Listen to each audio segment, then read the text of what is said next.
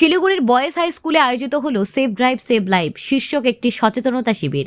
Traffic নিয়ম সম্পর্কে সচেতনতা বৃদ্ধি করতে এবং ভবিষ্যৎ প্রজন্মকে সঠিকভাবে গাড়ি চালানোর নিয়মাবলী জানাতে এই উদ্যোগ নেয় শিলিগুড়ি মেট্রোপলিটন পুলিশের পানি ট্যাঙ্কি ট্রাফিক গার্ড। অনুষ্ঠানে উপস্থিত ছিলেন শিলিগুড়ি ট্রাফিক পুলিশের এসিপি ট্রাফিক রথীন্দ্রনাথ বিশ্বাস, বয়েজ হাই স্কুলের প্রধান শিক্ষক উৎপল, শিলিগুড়ি ওসি মহেশ সিংহ সহ স্কুলের শিক্ষক শিক্ষিকা ও ট্রাফিক গার্ডের অন্যান্য আধিকারিকরা। পড়ুয়াদের পাশাপাশি উপস্থিত ছিলেন তাদের অভিভাবকরাও।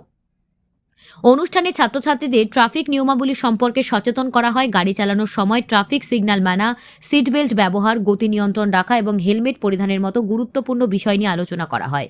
পড়ুয়াদের মধ্যে ট্রাফিকের প্রতি দায়বদ্ধতা বাড়ানোর লক্ষ্যেই এই উদ্যোগ বলে জানান কর্মকর্তারা। এই ধরনের সচেতনতা শিবির পড়ুয়াদের ট্রাফিক নিয়ম সম্পর্কে সচেতন করতে গুরুত্বপূর্ণ ভূমিকা রাখবে বলে মনে করছেন সকলেই। Bureau report, news prime Times. বাচ্চাদেরকে আজকে বলার কারণ হচ্ছে, ওর কাজ হচ্ছে বাড়ির থেকে যখন বাবার মোটরসাইকেলে উঠবে ও দেখবে বাবা হেলমেট পরেছে কিনা, তারপরেও নিজেও হেলমেট পরবে। যদি দেখে বাবা হেলমেট পরেনি, বলে বাবা আমি পায়ে হেঁটে স্কুলে যাব, আমি তোমার মোটরসাইকেলে যাব না। এটা আমি তোমাদের কাছেই আশা করবো যে তোমরা এটা চাইবে। যাদের বাবা গাড়ি চালান তাদের বাবাকে বলতে হবে বাবা সিট বেল্ট লাগাও। এটা সচেতনতা। আমরা ট্রাফিকে 12 মাস থাকি, বৃষ্টি, ঝড়, শীত, বর্ষা আমাদের কাছে কোনো বিষয় নেই, কারণ আমরা জেনে শুনে পুলিশে এসেছি। এটা আমাদেরকে এইভাবে চলতে হবে। এবার আপনাদের সামনে আমরা একটা 3 মিনিট 46 সেকেন্ডে 46 সেকেন্ডের একটা ভিডিও ক্লিপ রাখবো। সেটাতে টোটাল অ্যাক্সিডেন্টের উপরে দেওয়া আছে। এই অ্যাক্সিডেন্টটা কি কি কারণে হয় সেটা আমি একবার বলে দিচ্ছি। প্রথম আমরা ওই ভিডিও ক্লিপের মধ্যে আছে সিগন্যাল ভাইলেশন।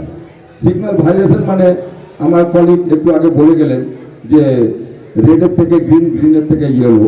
এটা কিন্তু সময় বেশিক্ষণ পাওয়া যায় না। এটা আমাদের এখানে টাইমিং করা আছে 3 সেকেন্ডে। আপনি যদি মনে করেন যে স্যার আমি তো রেডের মধ্যে ক্রস করে গেলাম, অনেক সময় আমাদের সাথে আর্গুমেন্ট হয়। এই আর্গুমেন্টের কোনো কারণ নেই। ওই সিগন্যালটা কিন্তু আমাদের একদম টাইম ফিক্স করা আছে 3 সেকেন্ড। ওটাতে আমি 5 সেকেন্ড করতে চাইলেও হবে না। একটা সিগন্যালের জন্য অ্যাক্সিডেন্ট হয়। একটা হচ্ছে ওভারটার্ন। আমার যেটা টার্ন নেওয়া দরকার বাঁদিকে না গিয়ে ডান দিকে, ওটাও আপনারা ভিডিও ক্লিপের মধ্যে দেখতে পাবেন। 3 নম্বর হচ্ছে ওভার স্পিডিং। হসপিটালের সামনে আমার 20 কিলোমিটার বেগে গাড়ি চালানোর কথা, স্কুলের সামনে আমার 20 কিলোমিটার বেগে গাড়ি চালানোর কথা, সেখানে আমি ওটা না করে দেখা যাচ্ছে আমি 40-এ চালাচ্ছি। ফাঁকা রাস্তাই আছে, কোনো ছেলে, কোনো রিক্সা, সাইকেল কোনো দিক দিয়ে যদি চলে আসে ওটা তখন কন্ট্রোল করা যাবে না। একটা হচ্ছে rash driving. Rash driving means হচ্ছে যে নিয়মটা মেনে চলার কথা সেই নিয়মটা না মানলে ওই যে র্যাশ ড্রাইভিং। 4 নম্বর হচ্ছে আমার কলিগ বলেছিলেন ফোন আপনার কানের মধ্যে নিয়ে চালাতে পারেন, হেলমেটের ফাঁক দিয়ে হেডফোন লাগিয়ে চালাতে পারেন, সেগুলো কিন্তু এই অ্যাক্সিডেন্টের একটা বড় কারণ। আর একটা হচ্ছে দেখবেন আমাদের শহরের ভেনাস মোড়ে, সেবক মোড়ে, এয়ারভিউ মোড়ে এই জায়গাগুলোতে আমরা জেব্রা ক্রসিংয়ের চিহ্ন দিয়েছি। সাদা সাদা মোটা মোটা লম্বা লম্বা দাগ আছে। ওই জেব্রা ক্রসিংটা হচ্ছে আপনার পার হওয়ার জন্য নির্দিষ্ট জায়গা। রাস্তা ফাঁকা আছে বলে আপনি শর্ট করে চলে গেলেন সেটা নয়, ওইটার জন্য একটা অ্যাক্সিডেন্ট হয়। আর একটা হচ্ছে বোর্ডিং অ্যান্ড ডিবোর্ডিং।